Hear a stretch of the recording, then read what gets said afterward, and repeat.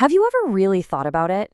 I mean, the shirt on your back is probably from Vietnam, the phone in your hand is from South Korea, and the coffee you're drinking could be from Colombia.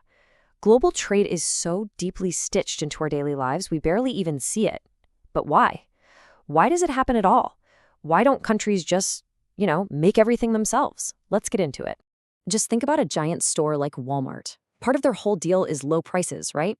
Well, the only way they can do that is by finding inexpensive stuff from places like China where it's cheaper to make. It's these massive global companies that have basically supercharged world exports, weaving this incredibly complex web that connects all of us. So what you're seeing here isn't just a store, it's really a final stop on a massive global journey. So yeah, that brings us right back to the big question. On the surface, it seems way simpler to just make everything you need right at home, doesn't it? Well, for hundreds of years, some of the world's smartest thinkers have been wrestling with that exact question, trying to explain why trading isn't just a nice to have, but an absolute game changer. To really get the answer, we've got to jump in a time machine and go way back. The very first big idea that tried to explain all this was a theory called mercantilism. So, for about 300 years, from the 1500s to the late 1700s, this was the main way countries thought about trade. The goal was super simple. Get as much gold as you possibly can. And how do you do that? You export everything you can, and you import as little as possible. Trade wasn't about cooperation or teamwork. It was all about building up your own national treasure chest. Mercantilism had a really long run, but as you can see here on this timeline, it was just the opening act in a much, much longer conversation. Every new theory that came along would either build on what came before, or in some cases, completely flip it on its head. The heart and soul of mercantilism was the idea that trade is a zero-sum game. Think of the world's wealth as one single pizza, a fixed-size pizza. If one country gets a bigger slice, that means another country has to get a smaller one. Your gain was, by definition, their loss. End of story. But then, everything changed. In the late 18th century, a completely new way of thinking popped up, and it totally shattered that old idea. This new way of thinking saw trade not as a zero-sum game, but as a positive-sum game. Instead of just fighting over a fixed-sized pizza, this radical idea suggested that trade could actually make the whole pizza bigger. The idea was that through trade, both countries could walk away better off. Everyone could win. And the genius behind this revolutionary idea was the Scottish economist Adam Smith. In 1776, he introduced this theory of absolute advantage. And honestly, the concept is beautifully simple. He argued that a country shouldn't try to be a jack of all trades. Instead, it should just specialize in making the things it's the absolute best at producing, and then trade for everything else. Okay, so check this out. This chart makes the logic crystal clear. Look at Riceland. They're rock stars at making rice. It only takes them 1 unit of work, but they're pretty terrible at making tea. Now look at Tealand. You guessed it. They're the complete opposite. They have an absolute advantage in tea. So, what's the smart move here? And boom, here's the magic. This is the payoff. By specializing, Riceland just makes rice, Tealand just makes tea, and then trading, both of them can have more rice and more tea than they could ever produce on their own. This isn't a trick. The gains from trade are totally real. It is a genuine win-win. Okay, but this brings up a really thorny question, doesn't it? What happens if one country is just better at making both things? I mean, if a nation has an absolute advantage in everything, why in the world would it bother to trade with a country that's less efficient?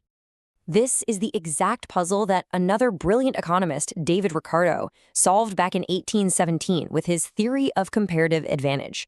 And his insight was pure genius. He showed that even if a country is less efficient at producing everything, it still makes sense to trade.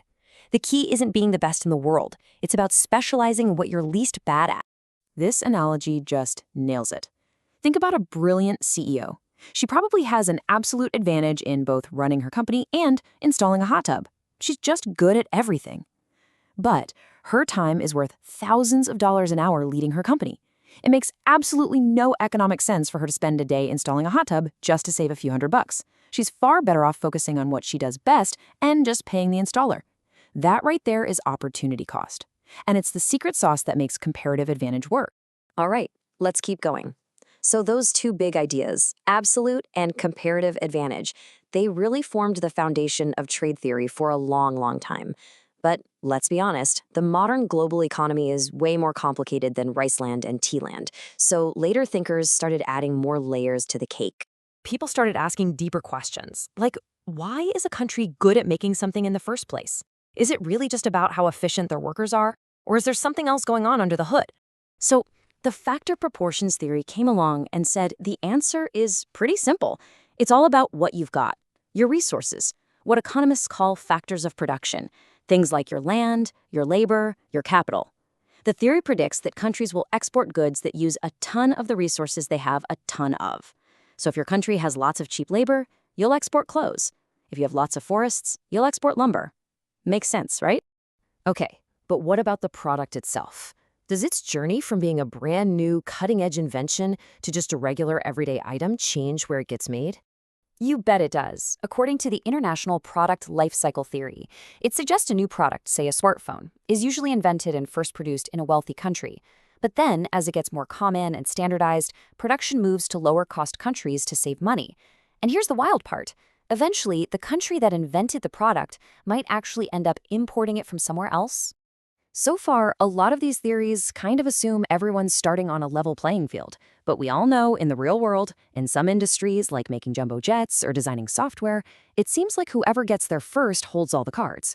So what if being the first one to the party is the real key to winning? And that's exactly what new trade theory is all about.